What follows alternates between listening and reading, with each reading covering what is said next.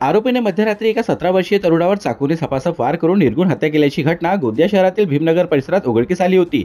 यात 17 वर्षीय उज्ज्वल मेश्राम याचा मृत्यू झाला होता। मृतक हा शहरातीलच रहिवासी असून रात्रीच्या सुमारास भीमनगर परिसरात अज्ञात आरोपीने त्याच्यावर चाकूने हल्ला चढविला होता। यात उज्ज्वल याचा जागीच मृत्यू झाला।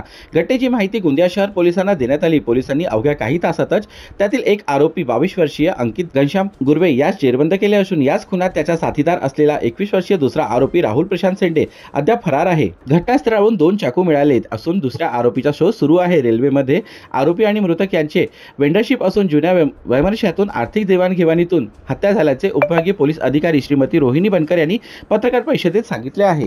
2024 रोजी रात्री 9:30 ते 10च्या दरम्यान मृतक नामे दद्दू उर्फ उज्ज्वल निशांत मेश्राम वय 17 वर्ष राहणार भीमनगर याला अंदाजे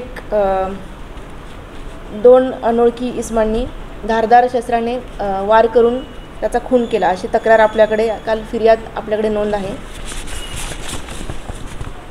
सदर गुन्ह्याचा तपासात माननीय श्री पोलीस अधीक्षक सो, माननीय श्री अपर पोलीस अधीक्षक सो यांचे मार्गदर्शनाखाली आपण तपास सुरू केला।